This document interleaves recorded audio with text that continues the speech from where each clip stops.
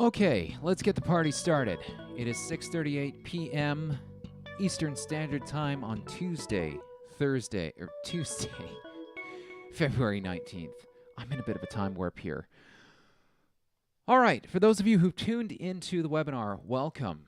This is week 7 of PS699 coding. I'm your host, Elias Purinen, and we'll be going through a few things that I'd like to cover this week. If you are tuning into the recorded version, good morning, afternoon, or evening to wherever you happen to be in the space-time continuum. Let's roll right into it. So what is going to be on today's agenda? We're going to look at a few new techniques. We're going to look at how to filter our data frames in pandas, and we're also going to look at some correlations. Can we actually see if the data is correlated? We're also going to do our first ordinary least squares analysis. So we're going to actually build our first regression model. So that is our agenda for tonight. My plan is to take about an hour of your time. If at any point there's any of this that you need to watch again, please feel free to pause, rewind, and watch that section again.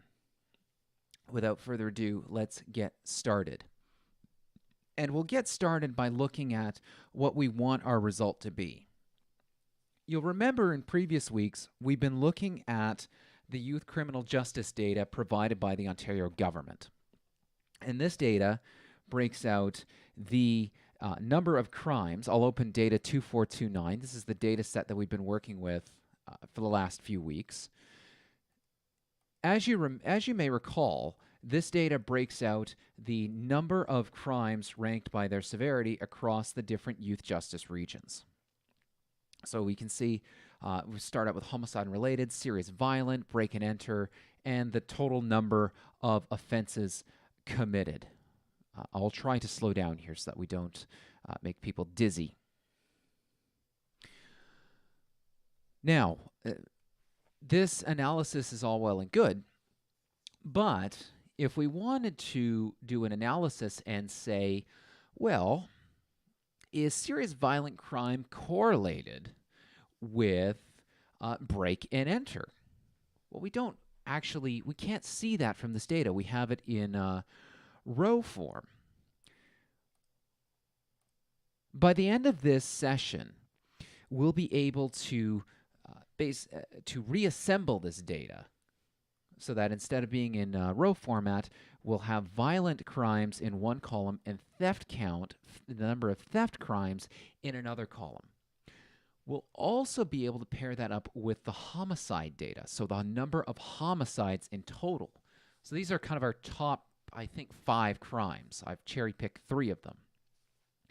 We want to take our violent crime count and turn that into a column, our theft count, turn that into a column, our homicide count, and turn that into a column, and then finally we have this final metric here called unemployment rate. Now, where is this coming from? We certainly don't have it in any of our data. Well, Stats Canada does provide that data, and specifically it provides it it breaks it out into different age groups. So, for example, we can see the unemployment rate amongst 15 to 19-year-olds. For our purposes, this will be good enough for our analysis. So you can see I'm pulling from one of the CanSim tables, or formerly one of the CanSim tables. This data will be posted to the website, by the way, but this is table 1410-1801. And what we're doing is, as you can see, we've joined that column with our existing data set 2429. And by the end, we'll be able to read in both the youth justice data and our unemployment rate amongst youths and see maybe is there some sort of a correlation between the number of crimes and the unemployment rate. Wouldn't that be interesting if there is? But the first thing we need to learn is how can we filter our data? Because in order to actually split and parse out this data, we need to be able to filter down to just the violent crimes and just the number of thefts and just the number of homicides. So let's take a look at how to filter. Filtering a data frame is relatively simple. All you need to do is take your data frame and specify which column you want to filter on. So in this case, I'm saying I want the subset of data 2429 where the crime is equal, using double equal sign, is equal to the string serious violent. This will give us our data frame filtered to just the serious violent crimes. I'll repeat that. This syntax will filter our data frame to only include rows where the crime is equal to serious violent. Let's take a look at data 2429 one more time to see what we're dealing with. So again, we're going to filter our rows down to serious violent. Now remember, like anything else in our data science so far, we could do this manually, but that's fraught with errors. It's a slow process. Why do that ourselves when we can get the computer to do it for us? So why don't we write some code? I've jumped into Spider here. So at the top, I've done my typical imports. NumPy as NP, pandas as PD. Nothing special so far. Next, we're going to load our CSV file. And remember, I've got my CSV file in the same directory as my Python script. Loading data 2429. The next couple lines, again, we're not doing anything we haven't seen before. First 4 lines I'm running here, I'm renaming my columns, because remember in our source data, we've got very long column names, very difficult to work with. And we've got some special characters which Excel mangles. So we're going to rename those columns: FY, region, severity, crime, and count. Next, we're going to do some cleaning on the data. Remember, in this particular file, if there's 5 or less crimes of a certain category, the authors use the string less than 5. In this case, we're going to replace that with 0. The counts are small enough that it doesn't matter too much. Next thing we're going to do is convert that column to numeric values. So we're actually going to we're actually asking pandas and Python to force this column, the count column, to be an actual number. Remember, a few weeks ago we talked about different data types. When we import this file, because we've got this less than 5, Python's going to assume, or pandas, excuse me, is going to assume that this total count column is a column of strings. It's not. We know it's not. We as humans can see that this is the number 23, but the computer's going to interpret that as the string 23. Finally, we'll clean up the fiscal year column, the FY column. Now remember, and I'll point this out again because folks get tripped up on this one quite often. In Excel, Excel is trying to interpret that column as a month and year. That's not the correct interpretation. If we look at the if we look at the file itself, I'll drag it on here, you can see that the fiscal year is represented as 2005-2006. So again, we have the start and end of the fiscal year. Fiscal year does not line up with calendar year in Canada because reasons. That doesn't matter to us. In this case, Excel is trying to interpret that as year, month. That's not correct. So we're going to have pandas clean this column for us. So again, FY, we're doing our string, we're doing we're grabbing the substring, the first 4 characters, starting at index 0 and ending at index 4. Remember, we don't include the final index. So these first 4 columns, nothing we haven't seen before. This final column is where things get interesting. So I'm creating a new data frame. So remember, I'm saying data 2429T equals data 2429, and in brackets, now in these square brackets, I'm going to specify my filter condition. And in this case, I only want the rows where the crime is equal to serious violent. To test for equality in Python, we use two equal signs. This will result in an error. So see, I use one equal sign here, and I got invalid syntax. So if I use two equal sign, I'm going to run this again. I hit F5 to run this. And now I've got, notice I don't have any output in my console window, but I've created a new variable that has our data 2429 filtered down to just the crimes that are serious violent. How do I know that without using print command? Because remember, before we would do, to just do a quick verify, we do data 2429 dot head, and that would give us the first couple rows. Well, in this case, you might have noticed up here I've got the variable explorer. I've got the variable explorer turned on. So if you go to View, Panes, in Variable Explorer, you'll actually be able to see a list of variables that you've defined. If I double-click on one of these variables, I can actually look at their contents. So I don't have to use print. I don't have to do anything crazy. I don't have to add a bunch of debug statements. I can just double-click that variable, and now I can see, oh, look at that. I've got only serious violent crimes for all of the regions across all my fiscal years. My columns have been renamed correctly. I've just got count. They're all numbers. And check that out. So Spider automatically applies some coloring to our count column to tell us to highlight minimum and maximum values. So you notice the color gets darker as the value gets higher.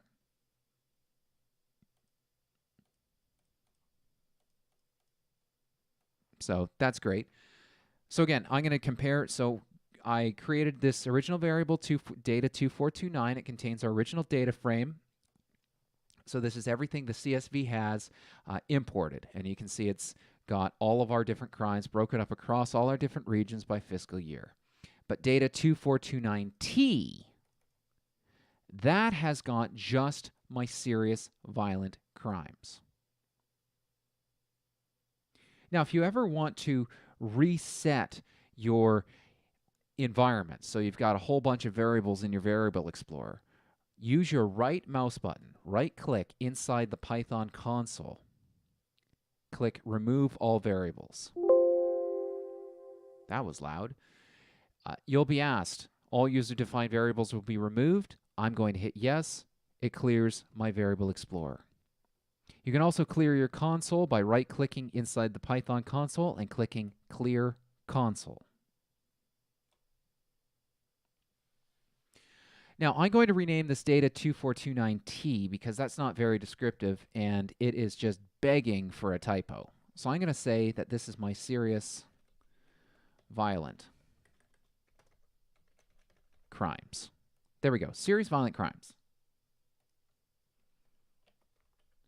So we've now filtered our data frame down to just the serious violent crimes. We have a copy of that. So that's great so far. Now,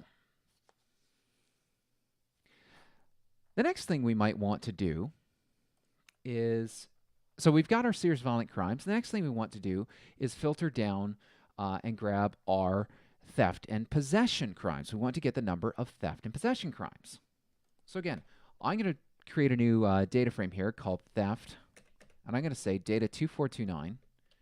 I'm going to filter this down, so data 2429, where my crime is homicide and related.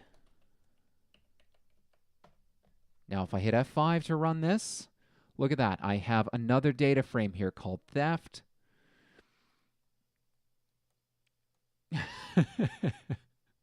I should pay attention to the crime that I'm selecting. I just selected this into a theft data frame and I specified homicide and related. I'm on autopilot. I want theft/possession. If I try running that again, double-click on theft, you can see in my data frame I've got theft and possession. Great. Finally, if I want homicide, which I don't, but we want to look at the data, I'll say data 2429, and again, I will filter this down. I'll filter the data frame down on the crime column where the crime is homicide and related. And there we go. I now have 4 variables up here. I've got my original data frame, data 2429. I've got my homicide data frame. I've got my serious violent crimes data frame. And I've got my theft data frame. Great. We have 3 data frames with the data that we want. Now for this analysis, we're going to simplify things. We eventually want to aggregate this across all the regions. So we want to be left with fiscal year. We'll take a look again at the data that we eventually want. As you can see, we're filtering just down to fiscal year. Just down to fiscal year.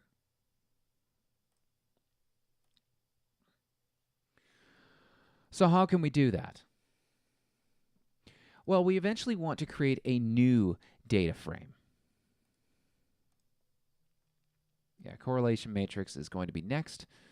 So eventually we want to create a new data frame.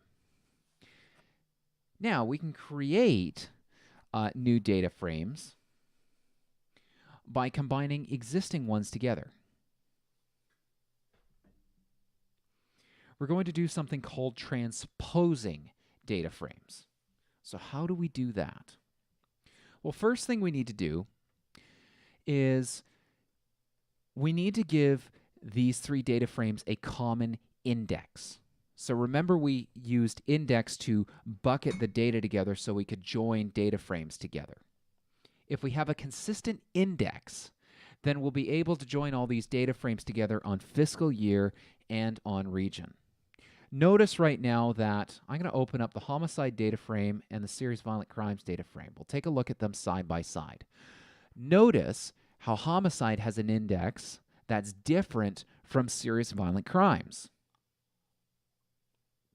If we try to join these data frames together, we would get very interesting results. We'd get a lot of, we'd end up getting some null values all over the place. We can't join these data frames right now as is. So how can we join these together? How can we actually create a new data frame?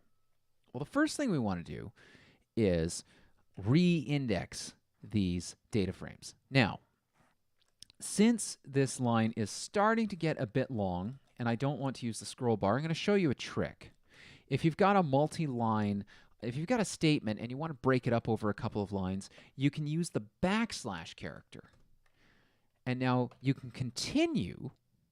So notice I'm on line 13. At the end of it, I've got this backslash character. Line 14 is a continuation now of line 13. I'm going to set an index. I'm going to set my index on serious violent crimes. Now, remember, in data 2429, I want to index on fiscal year and the region. These are the 2 columns that are common to each of the crimes. So I'm going to set my index. I'm going to use my array notation. I'm going to pass in FY and region. So this is now my index for serious violent crimes. If I run this and open up serious violent crimes, look at my index now. And I'm going to open up the homicide data frame right next to it. So notice now that my serious violent crimes index is indexed by year, fiscal year, and by region. I can now do the same thing. In fact, I'm going to copy paste this code to save some time. Notice now if I run this one more time, and I look at homicide and I look at serious violent crimes, these are now indexed on the same values. Great. So just to give you, I'll slow down for a second so you can take a look at the code. So first on line 13, serious violent crimes, I'm creating a new data frame where the crime is equal to serious violent, and I'm setting my index to be fiscal year and region. I'm doing the same thing on line 16 with theft and possession. I'm doing the same thing on line 19 with homicide and related.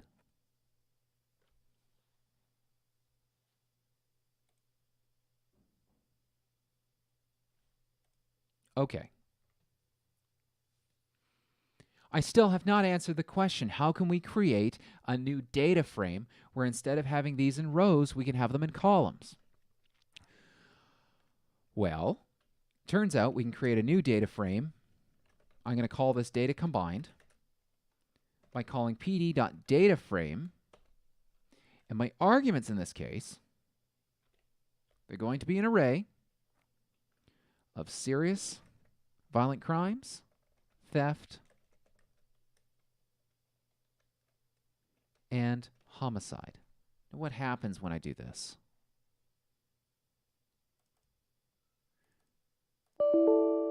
Yeah, my data frame, so I've now got a data frame of data frames. So we're not quite there yet. But I can say, okay, I want to grab from serious violent crimes, I want count. I want the count column. From theft, I want count. And from homicide, I want count. Whoops, there we go. And again, I'm going to use the same backslash trick because this is pretty wordy.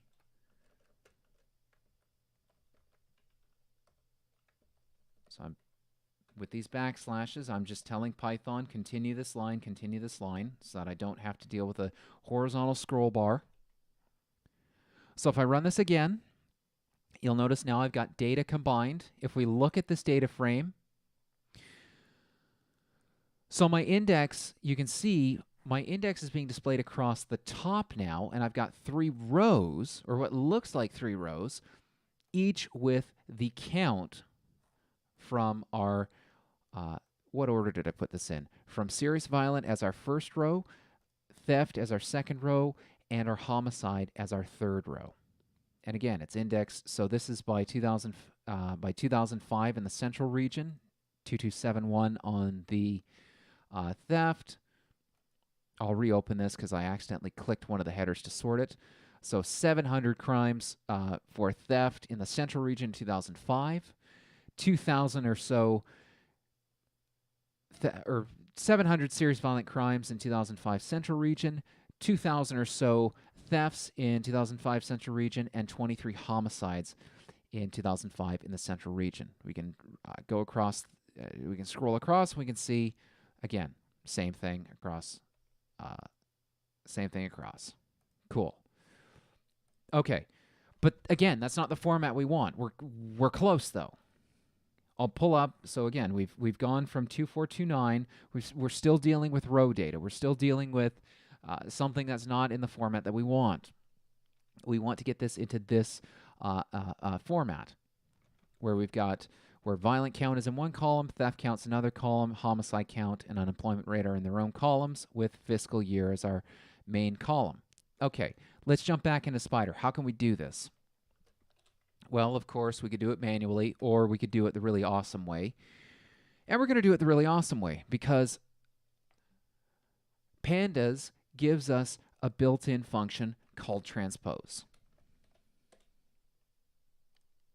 I'm using this backslash to indicate that line 26 is a continuation of line 25. Watch what happens if I add transpose and run this. Notice, I'll point something out. So I'll reset here. So this is before transpose.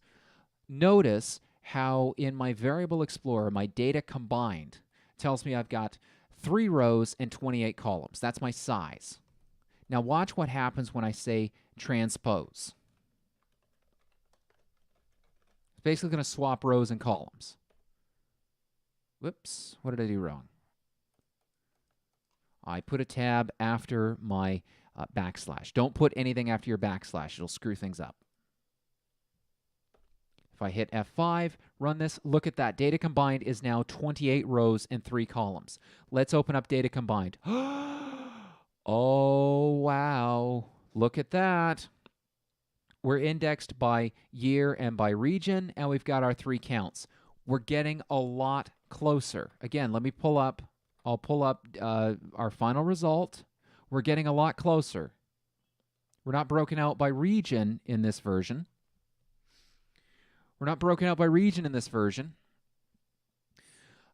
But we're getting a lot closer. So, how can we go get this all the way? Well, look at line 8. In fact, this would be a really great time to ask a question. For those of you who are watching the stream live, looking at this data frame, how could we rename these 3 columns? Can we rename these 3 columns? So we've got count, count, count.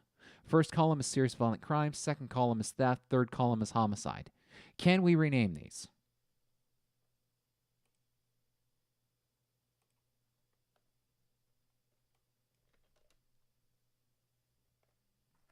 Well, the answer is yes, we can.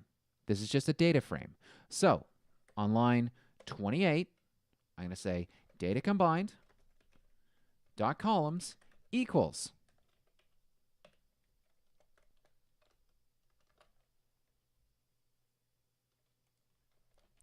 theft count, and again, I've got this in an array, or violent count,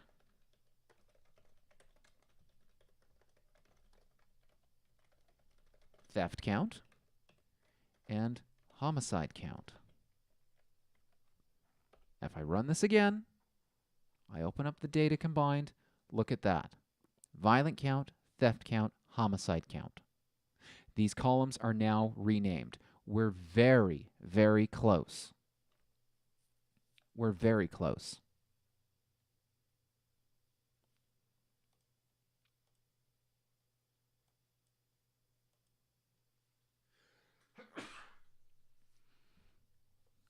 Now, we're about to move on to something really cool. Because the question's been asked to me a couple times. With a data frame, can we see if there's a correlation between variables? The answer is yes. So it turns out that we can test for correlations between columns in a data frame. In fact, we've got a built-in function. Data frames have a built-in function called CORR, C-O-R-R. I'll leave it to you on your own time to look up how to use other correlation methods. By default, pandas will use the Pearson method. So check this out. I'm just going to write print data combined dot core. I'll run this.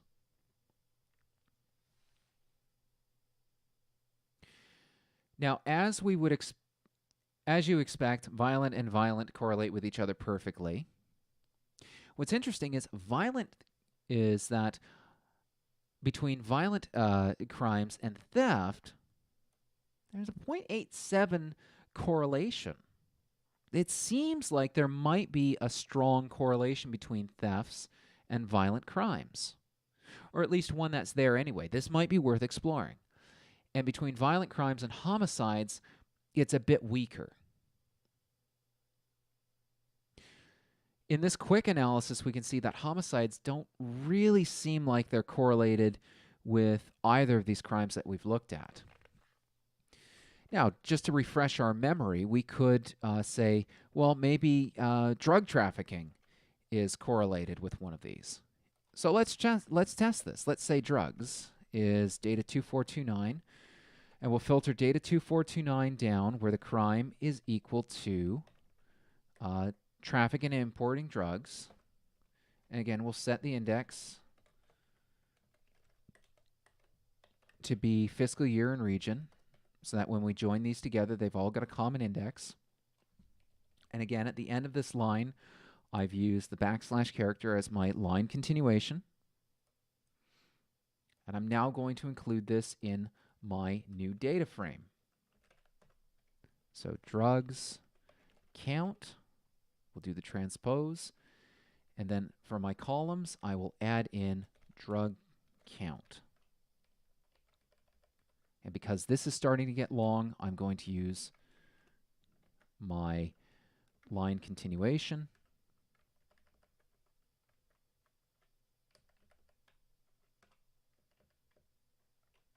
So I've added in another line here where my crime is trafficking and importing drugs. I'm creating this new data frame where we've got serious violent crimes, thefts, homicide, and drug crimes. And I've added this new column. Okay, let's run this now and see if there is any correlation whatsoever between any of these crimes. That's interesting. Look at that.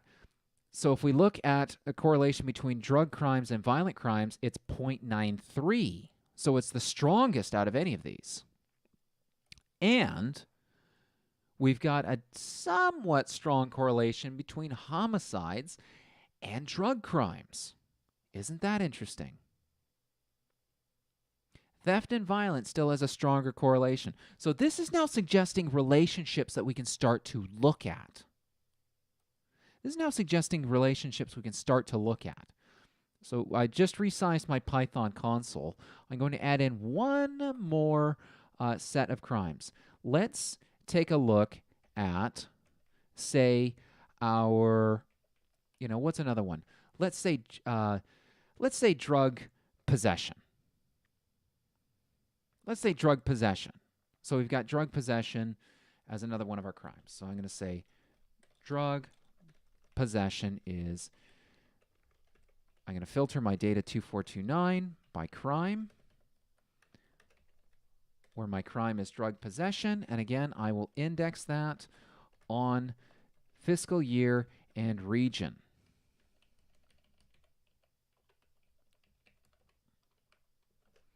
And I will add this to my new data frame.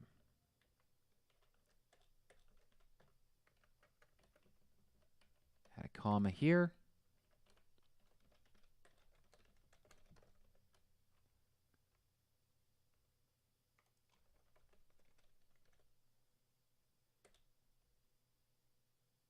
So there we go. And I also changed the name of drug trafficking to drug traffic count. So it's more obvious what our column represents.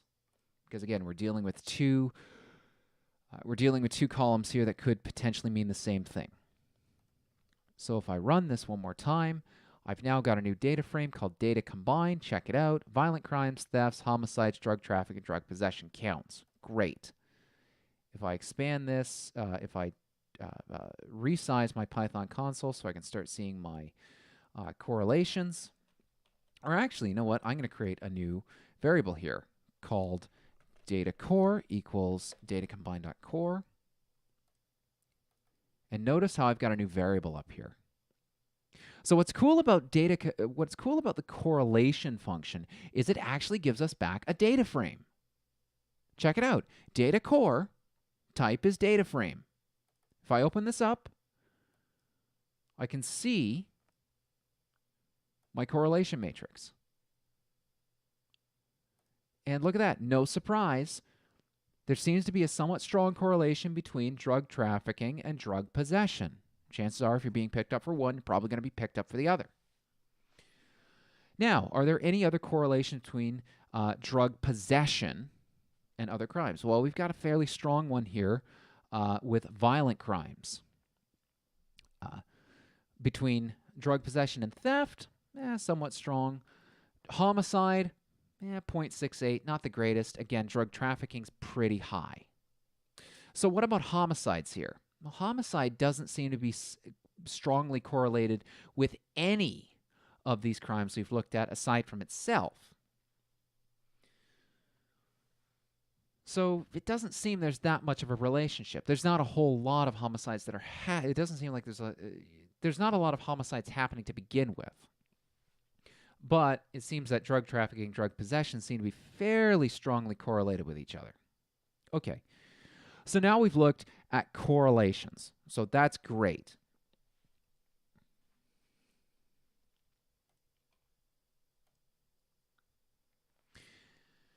Another thing we can do that we haven't looked at yet is plotting correlation matrices.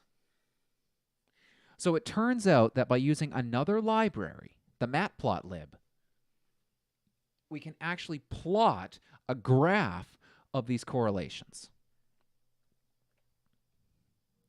So I'm going to copy paste a little bit of code over, and we're going to see what this correlation, creating a correlation matrix graph looks like. So I'm going to copy in 2 lines of code here. So I'm at the top of my file. I'm importing matplotlib.pyplot as PLT. Again, this is so that we don't have to type out matplotlib.pyplot every single time. And I'm using a default style white grid. This sets up a whole bunch of colors and schemes for us that we don't have to do it manually. Now,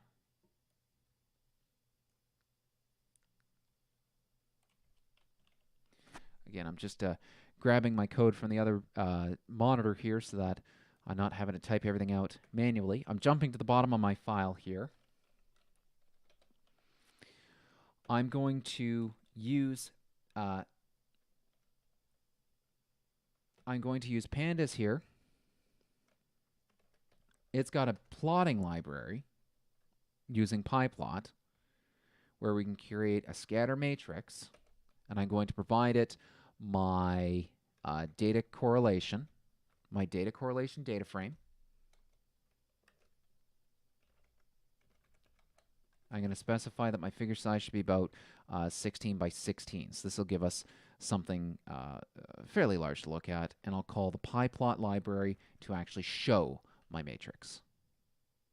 So this will run, and notice now I'm going to copy this image out because it's a little bit too large to look at. It's a little bit too large to look at in the in Spider. But we'll take a look at it here. So, what has this produced for us? We have this scatterplot matrix now, where we can actually see what are the kinds of correlations we've got going on with our data. And then what buckets do these data points fall into? So this is a great place for you to start your analysis.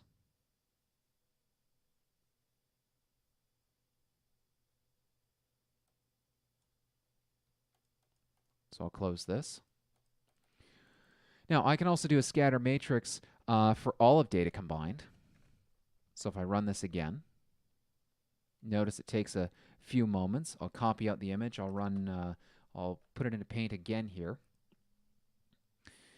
And we can see that, okay, we plotted thefts versus, what's in our first column? First column is violent count. So we plotted theft versus violent count. We see there seems to be a somewhat linear relationship between the two. Somewhat linear. So again, if you've got multiple pieces of data and you want to see, are there linear correlations? What do the correlations look like? This gives you a chance to do this very quickly with your data frame.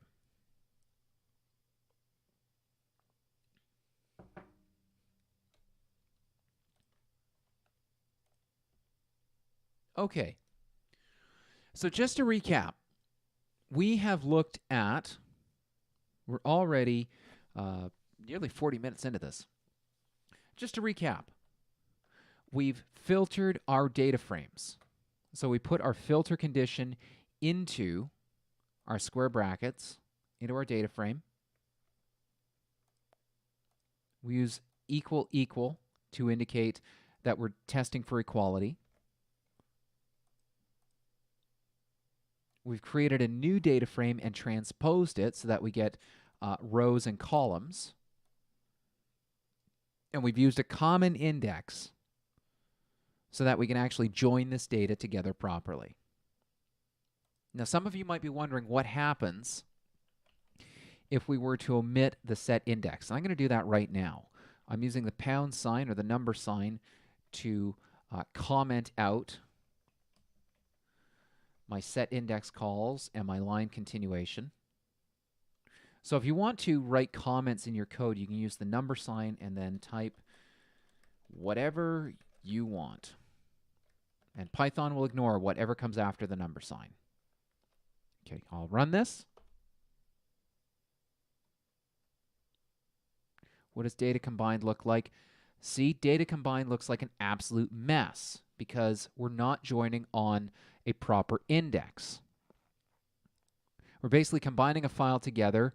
Violent count has nothing at, doesn't have a row with index that has an index equal to 0. So it's just saying, okay, we got not a number, not a number.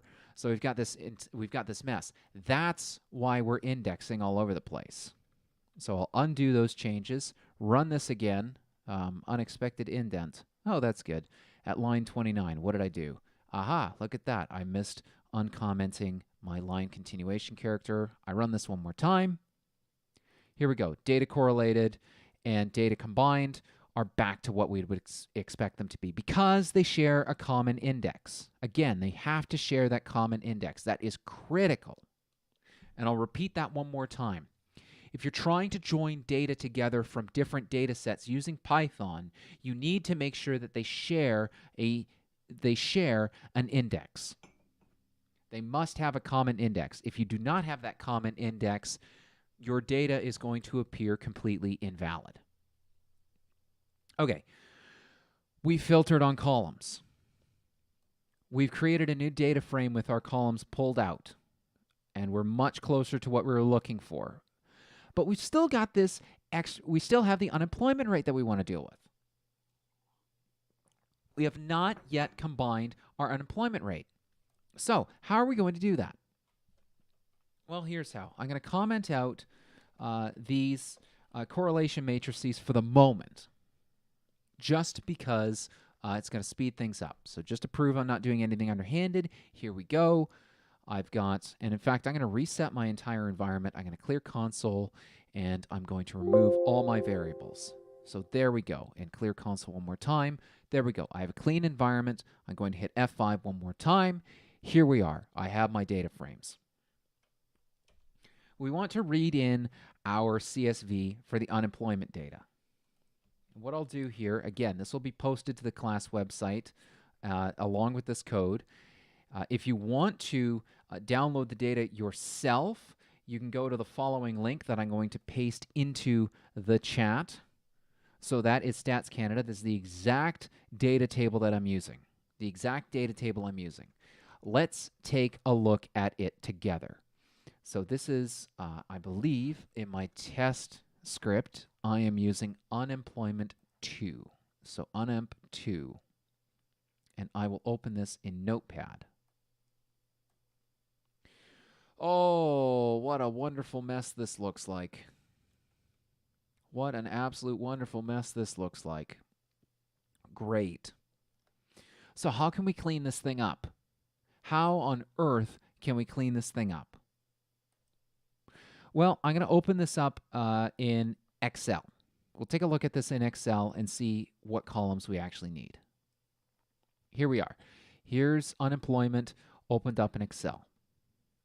So we have our reference date, which is the fiscal year. Our geography, which labor force characteristics we want, when we're looking at the unemployment rate amongst both sexes in 15 to 19-year-olds. And you'll see that our value column is reporting 18.6. This, our unit of measurement, is a percentage. So this is 18.6%. We've got one decimal place. If we look at this data, we don't actually need that many columns. In fact, we only really need the first and whatever column that is. We need columns A and M, reference date and value. Since we're dealing with Ontario, we only want the date and we only want value. We've done this before.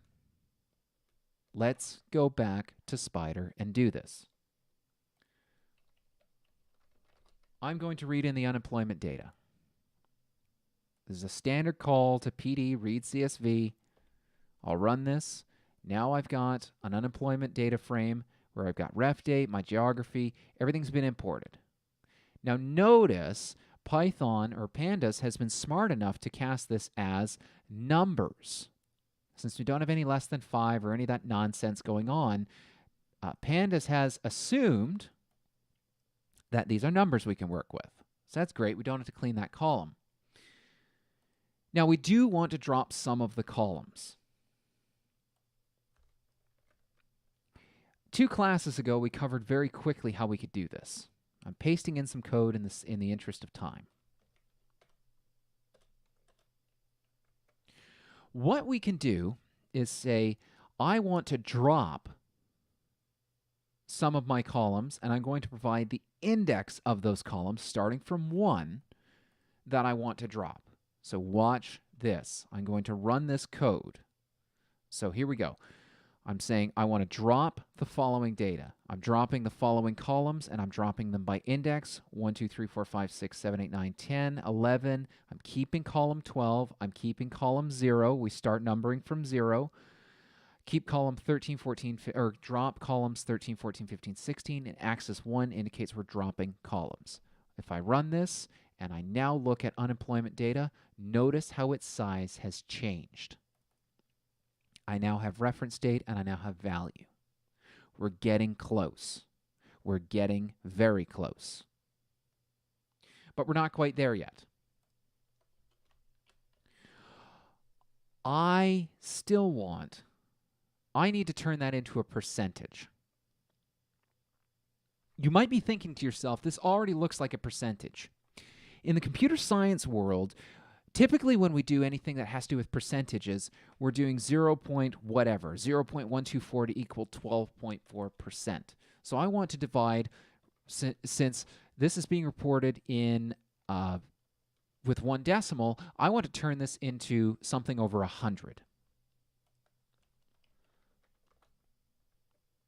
So check this out. I'm going to say that my value, if I look at unemployment, I've got a column that's called value.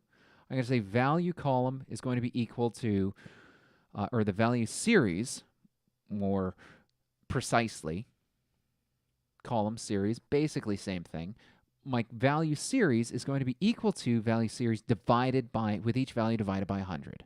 If I run this and look at unemployment data, look at that. I now have each value divided by 100 to give me a percentage. Okay, that's cool. But you might be wondering to yourself, where did this dot value stuff come from? Well, it turns out that you can actually access a column value either by using your square bracket notation or by using dot notation. Same thing. Same thing. I prefer using square brackets, simply because if I'm using the column name and that column's got spaces in it, I can't do, so say for example this was called value total with a space in the middle. I can't do this. This is not valid Python. But I can do value total like this. Okay. So to be consistent, I'm going to change this to use our square bracket notation. I don't want to confuse anyone. Probably too late. So I've divided in the unemployment data, I've divided each of these values by 100. Now to make things a little bit easier, I'm going to rename these columns. Again, nothing we haven't seen before. Whoops. Nothing we haven't seen before. So our columns are going to be equal to FY and unemployment rate. If I hit F5 again, check out unemployment data, look at that, FY and unemployment rate. So just to recap, I've renamed my columns. I've first cleaned my data and then renamed my columns.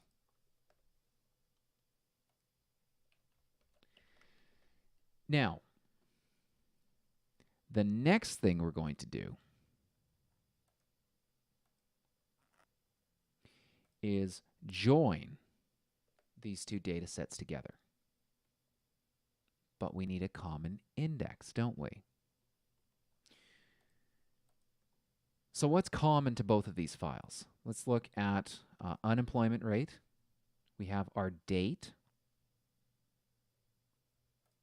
And if we look at 2429, we have our date. So that's common to both, but we don't have region in our census data.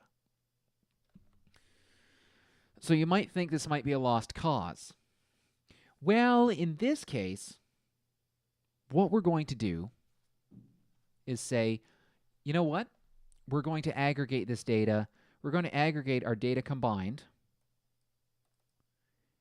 and we're going to aggregate it by fiscal year. So for each fiscal year, we will sum up violent count, theft count, homicide count, all these pieces of data.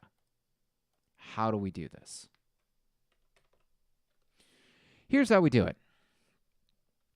So I'm going to say my data combined is going to be equal to my data combined data frame, where we group by a particular column. In this case, I want to group by fiscal year. And that's all I'm going to do for now.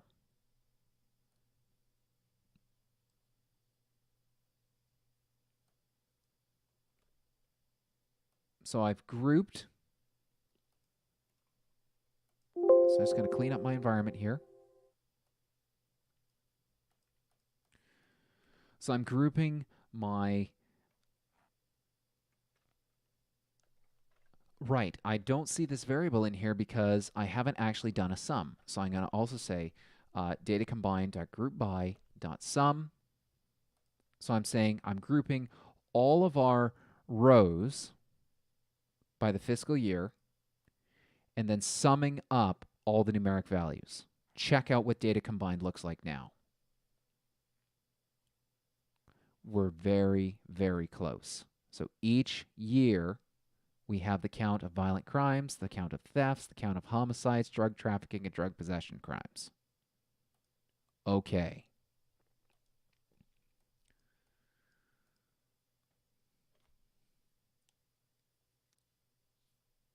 And our index is our fiscal year. Great. So now we can join these two together. Our data combined will be equal to data combined joined with our unemployment data. Is this going to work? Let me put that out there. If you're watching in the chat, do you think that data combined will give us the result that we're looking for? If I run this line, we'll get fiscal year, violent count, theft count, homicide count, whichever other ones we have, and our unemployment rate.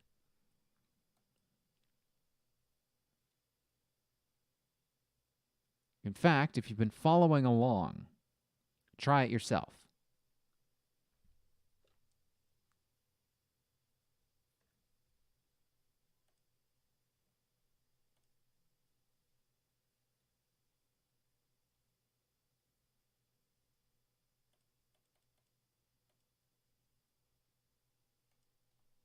Okay, let's try running it.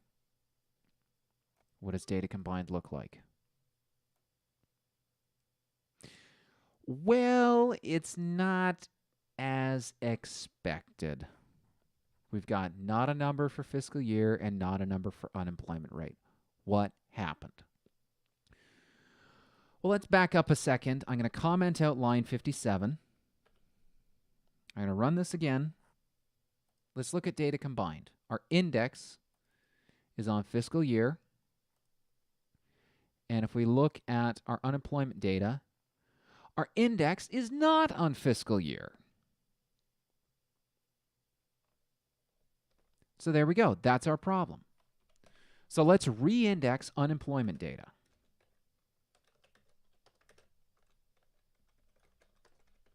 And we're going to set it on fiscal year. So if I run that, again, we look at unemployment data. We've now got our index on fiscal year. We now have a shared index. Let's try the join again.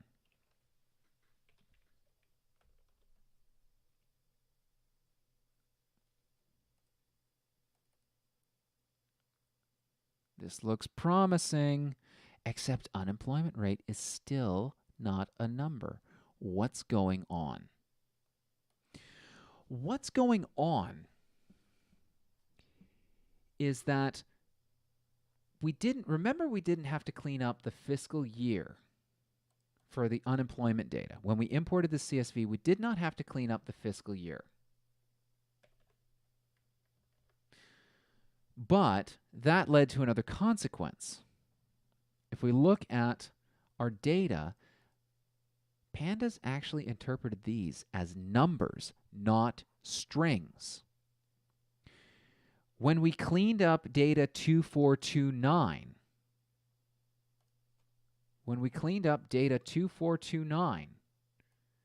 Pandas left our fiscal year as strings.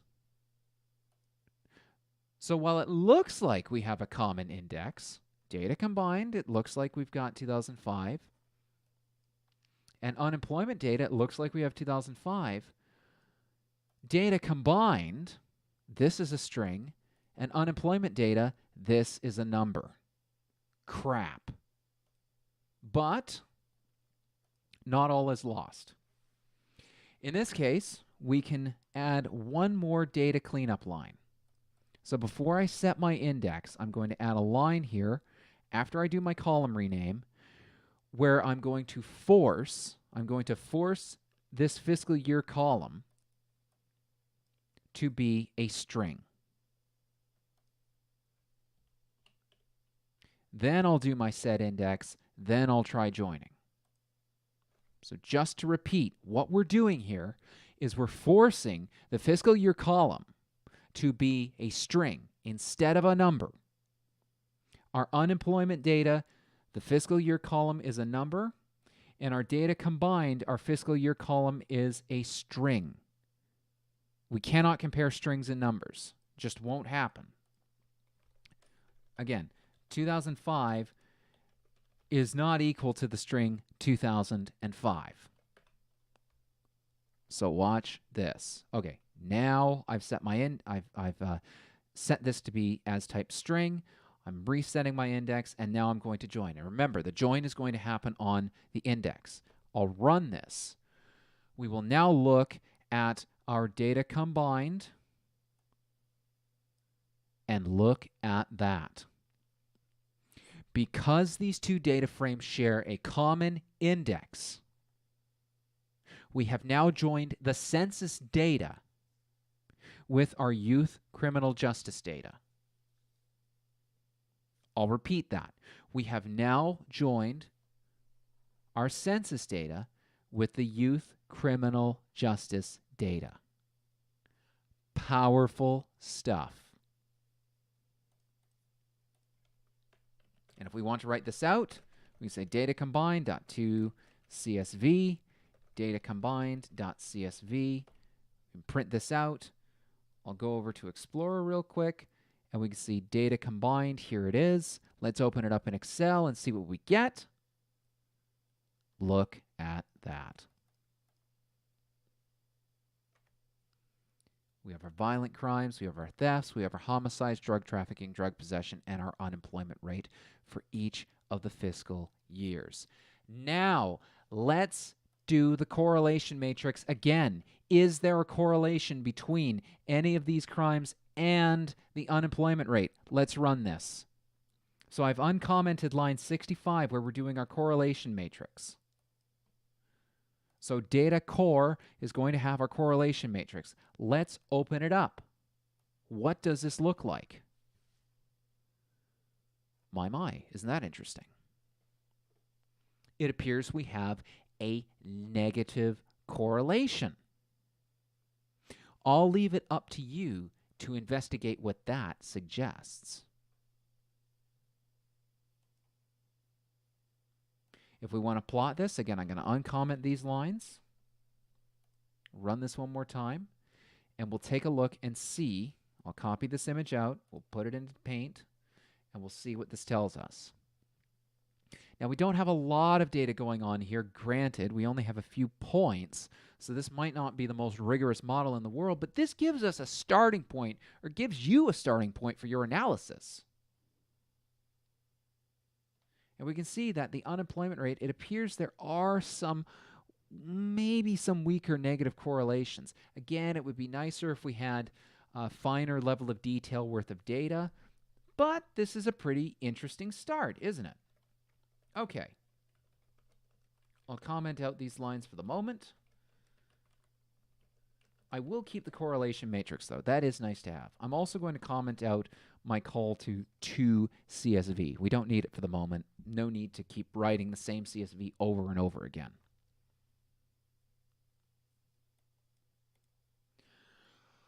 All right. So just to review, we've covered a lot in our first hour. Let's recap from top to bottom what has happened. In our first 5 lines, all we've done is tell Python, here's the libraries we want to use. We want to import NumPy and Pandas, our 2 main data processing libraries. We also want to use matplotlib and pyplot, because that's what's going to produce graphs for us. And we're specifying that we're using a built-in style for our plots. That's so we're not specifying color and all sorts of other options. In the next few lines, lines 9 through about 15, we are lines through 9 through 15, we're loading up our youth criminal justice data, we're renaming the columns, and we're doing some data cleansing. Again, nothing too involved. The next few lines cover new content that we just learned today. We're filtering our data set down to just include serious violent crimes, theft and possession, homicide, traffic and importing of drugs, and drug possession charges. And we're re-indexing these on fiscal year and region so we can eventually join this data together. On line 31, we're joining these 5 columns together, our serious violent crimes, theft, homicide, drugs, and drug possession, and transposing this so that we have our crime type across as columns and our fiscal years and region as rows. We're then renaming our new columns: violent count, theft count, homicide count, drug traffic count, and drug possession count. Finally, we're grouping by the fiscal year and summing up the violent count, theft count, homicide count, drug traffic count, and drug possession count, and stuffing this into a new data frame. Next, we read in the unemployment data from Stats Canada, dropping the columns that we don't need, cleaning our value column to divide each value by 100 so that we get a percentage, renaming our columns, forcing our fiscal year from unemployment data to be a string so that we can join unemployment data and data combined together, setting our index, and finally joining both of these data sets together. And then finally here we've done what took you a couple of hours in your final exam last term, computing your correlation between these different values, and we're doing that all with one line using datacombine.core.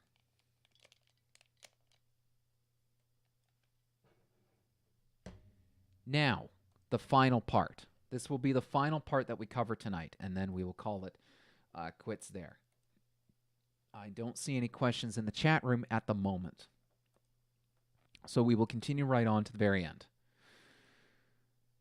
The final piece we're going to cover tonight is creating an ordinary least squares regression model.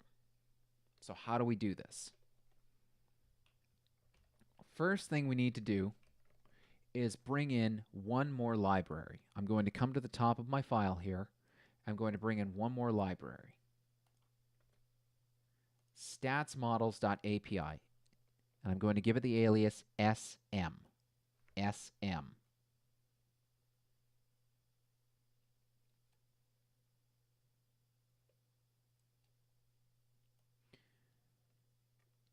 What I'm going to do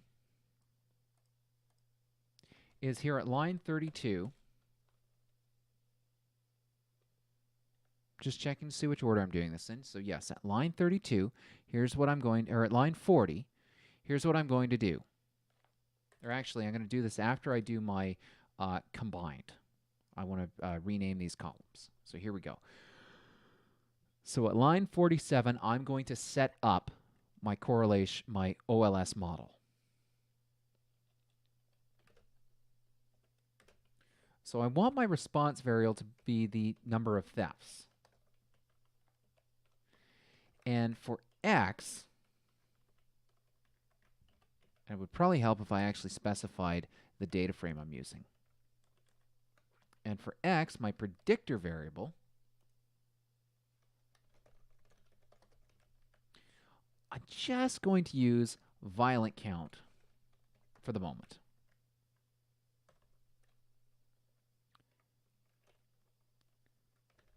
I'm going to declare that my model is equal to SM. So remember, SM is our stats models API. So sm.ols.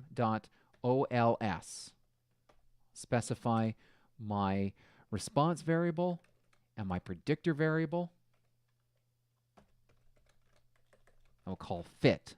So this will actually build our model for us. I'm going to create my predictions variable. So I'll predict using our predictor variables. And finally, so now, between these two lines, we've now created our OLS model, and we've run our predictions. So check this out. I'm going to print, at this point, my summary. So this library is actually going, stats models library is going to give us a really detailed output of our OLS model. So I'm going to run all of this, and I will resize my Python console, and we'll take a look at this together. There we go. So check this out. I've been given OLS regression results. I'm saying that my dependent variable is theft count. I'm using ordinary least squares. I don't have a lot of observations. My R squared is about 0.929, which is not bad. So you can see here you get your coefficients. So for every, it seems that every increase in theft, for every time theft goes up by 1, violent crime seems to go up by around 2 and a bit.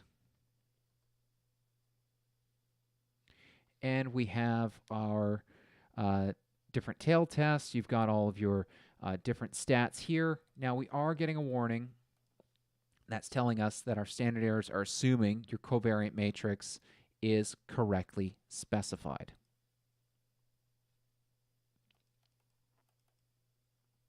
So this is pretty cool. You can also force your model. You can also add in just before you set up your model, your OLS model, you can actually add a constant based on your predictor variables. Because without this constant, the OLS model is going to force is going to force your model to go through the origin, 0, 0. Now, if your predictors and your response don't naturally go through the origin, obviously this is going to skew your results. So now I'm going to add this constant so that it's going to go through, so that we may not go through 0, 0. So I'll add constant, and I'll run this again. So let's take a look at this. Check it out. Our R squared has gone down. So we can't actually use this data to explain, well, I believe we only can actually explain about 75% of the data using this model. And it seems that when we're not forcing this to go through the origin, for every increase in our thefts, there's only a 1.4 crime increase in the number of violent crimes. Again, your t-values have changed. Your confidence intervals have changed.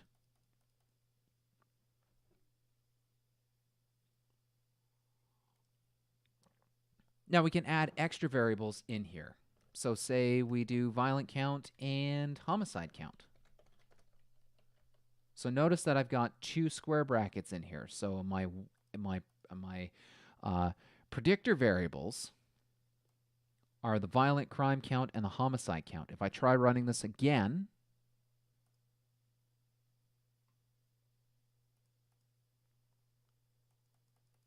my model seems a little bit more robust. So remember last time our R-squared was 0.759.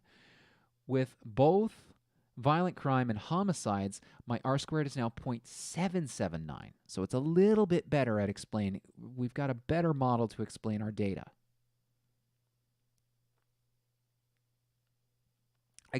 Now again, we don't have a lot of data here. We don't have a lot of rows, so the value of this analysis might not be that high. But there still seems to be a bit of a correlation here. Now, what if we were to say, now, I'm going to move this a little bit further down, and we're going to use the combined data, and we're going to pair it up with our unemployment data. So I'm going to come all the way, I cut these lines out. So now I'm going to have violent count, homicide count, and unemployment rate. So here we go. I've got 3 predictor variables. And my response variable. So I'll run this one more time. Let's see. Now look at this. We don't have a lot of observations, unfortunately. So, this might not give us, so again, this, might not give us any valid results here.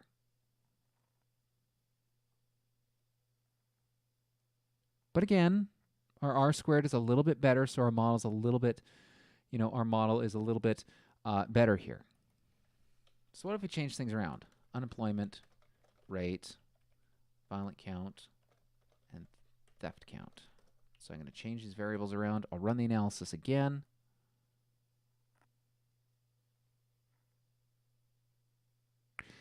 Now, this is interesting. Check this out. If our dependent variable is unemployment rate, look at this. Our coefficient with homicide count is almost 0. So does that suggest that there's no correlation between our homicide rate and the unemployment rate? Could be. Fascinating, right?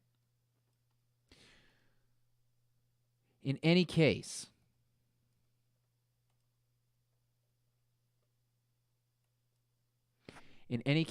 this is how you build your ordinary least squares model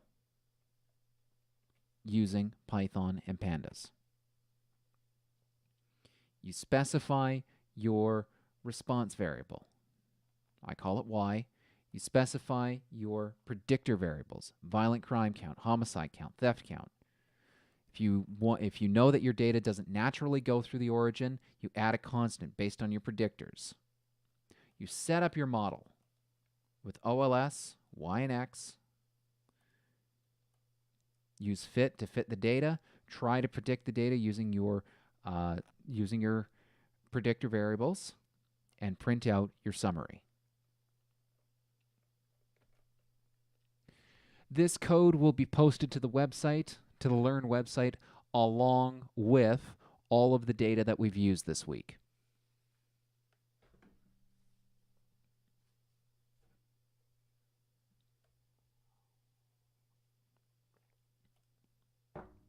Are there any questions?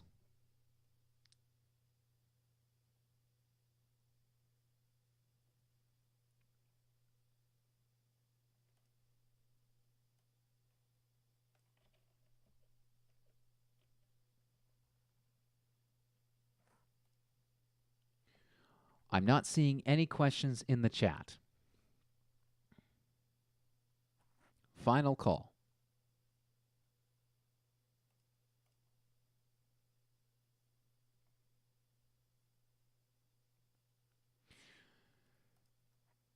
Okay, since there are no questions on the chat, I'll assume that everybody's out in Ottawa having a great time. I hope you have a wonderful week. We will see you next week.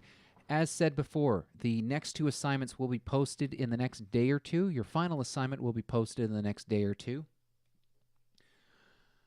This is the kind of analysis that you'll need to be able to do for DataFest. You will also need to be able to do this for your final assignment. We'll talk to you next time, and good luck.